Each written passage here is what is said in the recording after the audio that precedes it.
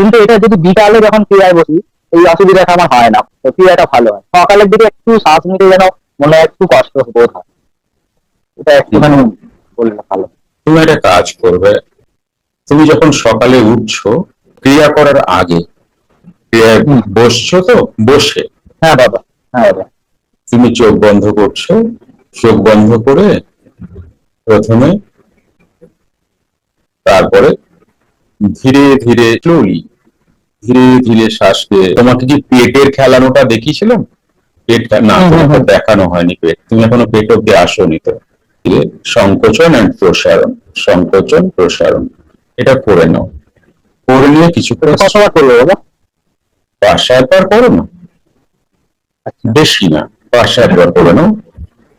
করে নিয়ে এরপরে তুমি আসল যে ক্রিয়া ওটা শুরু করো, বুঝেছো? দেখবে তোমার অবস্ট্রাকশন গুলো কেটে গেছে, কিছুক্ষণই দেখবে তোমার শ্বাস ঠিক হয়ে গেছে, আচ্ছা, তোমার ব্লকেজটা ক্লিয়ার হয়ে যাবে। আমি ভাবছিলাম যে আমারই বিষয়টা কি, আমার কিছু না না অসুবিধা হচ্ছে। না না না না, এটা অনেকের হতে পারে। কারণ আমি বিকালের দিকে করলে বাবা এত সুন্দর ক্রিয়া হয়, মানে আপনাকে বলে বোঝাতে পারবো না, এত আরাম বোধ হয়, এত ফিলিংস হয় ক্রিয়ার মধ্যে। আর সকালের দিকে মনে হয় যেন স্পাইনাল কর্ডে জোর করে চেপে ধরে রাখতে হচ্ছে। বুঝতে পেরেছি, সেটা আর বলতে হবে না, বারবার বলাটা মানে সাবকনসিয়াসে ফিট হয়ে যাওয়া। সাবকনসিয়াসে ফিট হয়ে গেলে ও সেইভাবে ইনস্ট্রাকশন দেবে, এই বডি কিন্তু সকালে উঠে অতটা পারে না, এই তুমি বারবার বলছো, ও কিন্তু তোমাকে সেইভাবে ইনস্ট্রাকশন দেবে, তোমার বডি সেভাবে চলবে। তো নেগেটিভ কথা বারবার বলছি, আমি এবং আমার, এটা বলার পরে কি বলছো একবার হিসাব করো। ওই ক্লাসে বলেছিলাম মনে নেই বৃহস্পতিবার? হ্যাঁ বাবা, মনে হয়। এটা যেন ভুল করো না, এটাই আমাদের শেষ করছে। আমি এবং আমার, এটা বলার পরে বারবার একই নেগেটিভ কথা রিপিট করো না। আচ্ছা, হ্যাঁ, জীবনটা পজিটিভে করো। বল। আর একটা প্রশ্ন করবো বাবা। বলো, অসুবিধা। বলছি এটা মানে ক্রিয়ার বিষয়ে না, এই সাধারণ জীবনের বিষয়ে। এই যে মানে যে কর্ম করছি আমি বাবা, এই কর্মের জন্য কোনো এরকম বিষয় আছে যেগুলো আমার এই কর্মের বাধা বিপত্তি গুলো একটু সরে যাবে, এই ধরনের কিছু? এটা তো আরএমপি ক্লাস জানায়, এটা আরএমপি আমি ক্লাস। তো বাবা ওই ক্লাসটা তো করিনি, তাই একটু যদি কোনো রকম সাহায্য করা যেত।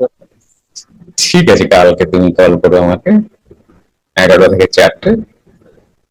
আচ্ছা বাবা। কারণ তুমি যেহেতু একটি ক্লাসের সঙ্গে যুক্ত আছো, সেহেতু আমি তোমাকে কিছু হলেও সাপোর্ট করবো। তুমি আমি অনুভব করি তোমার আরএমপি ক্লাস খুব প্রয়োজন, কিন্তু আমি বলি না, কারণ বললে কি ভাববে না ভাববে।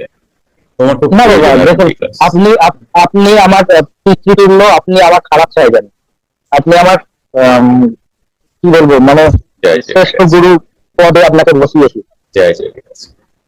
আপনার সাথ সঙ্গ পেলে আপনি আশীর্বাদ করলে, কৃপা করলে অবশ্যই বাবা আমি এই জায়গা থেকে অন্তত কি আছে এগোতে পারি। আপনি আশীর্বাদ করুন যাতে কি আছে আমি এগিয়ে যেতে পারি। আমার এটা বাবা ক্রিয়াতে তো এগোতেই হবে, এটা তো আজ নয় কাল সিস্টেম তোমাকে এগিয়েই দেবে। কিন্তু ব্যাপার হচ্ছে যাদের দায়িত্ব নিলাম তাদেরকে কতটুকু এগোলাম। এই যে সংসারের দায়িত্ব নিলাম, এই দায়িত্বটা থেকে তো আমাকে তো যথাযথ পালন করতে হবে। আমার বাবা অসুস্থ, আমি জানি কোন ডক্টরের কাছে গেলে ভালো হয় কি হয়, কিন্তু আমি পয়সার জন্য যেতে পারছি না, এটাও তো খুব ভালো কথা নয়, তাই না?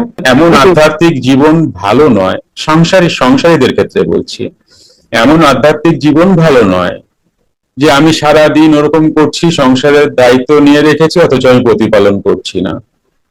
কারণ সংসার দায়িত্ব আগে। তো গৃহী মানুষের টাকা পয়সার চিন্তা অবশ্যই করতে হয়।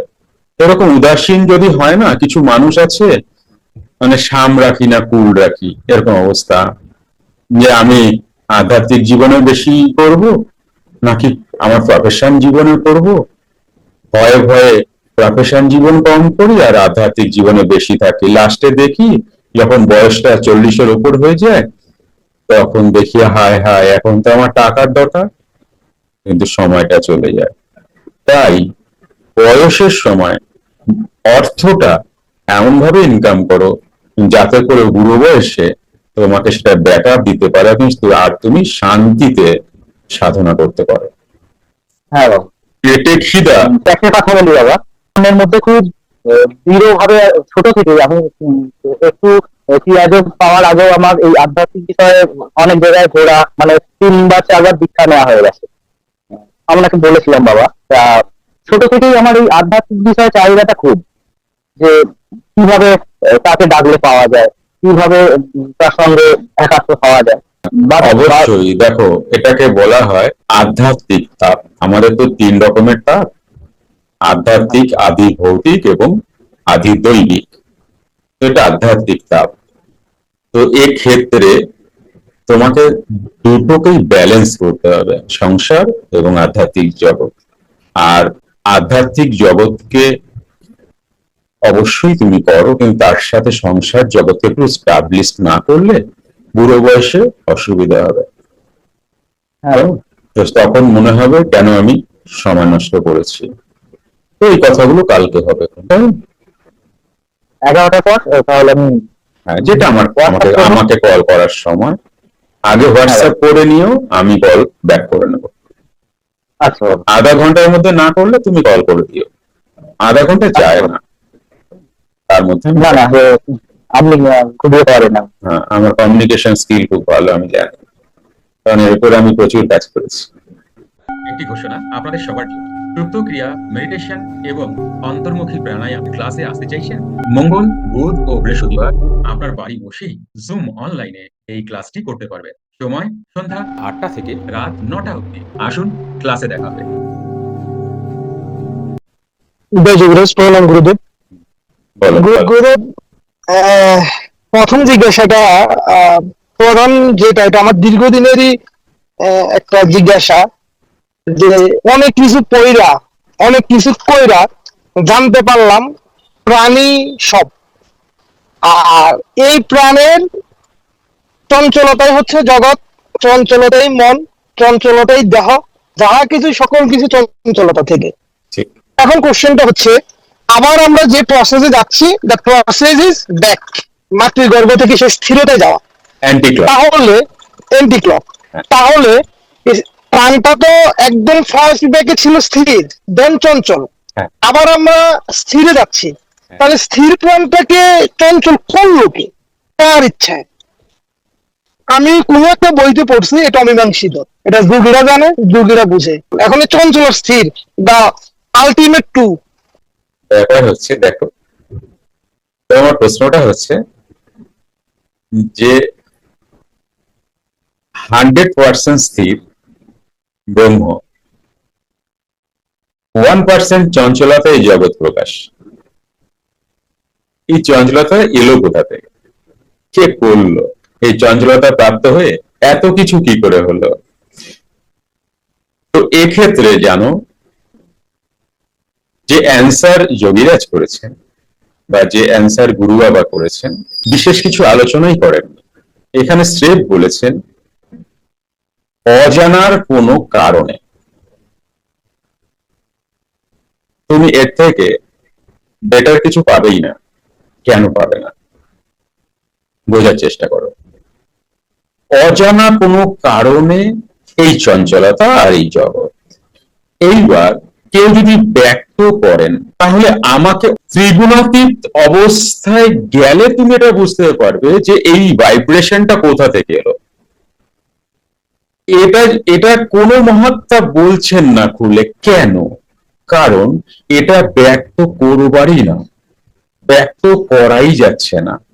কারণ প্রথমত তো ভাষা দেওয়াই যাবে না, যতটুকু বলা যাবে অতটুকুর মধ্যে মন বুঝতেই পারবে না।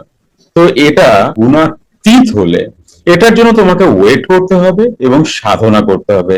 এ বাদে কোন শাস্ত্রে, কোন সম্প্রদায়ের, কোন শাস্ত্রে এটা ক্লিয়ার বলা হয়নি।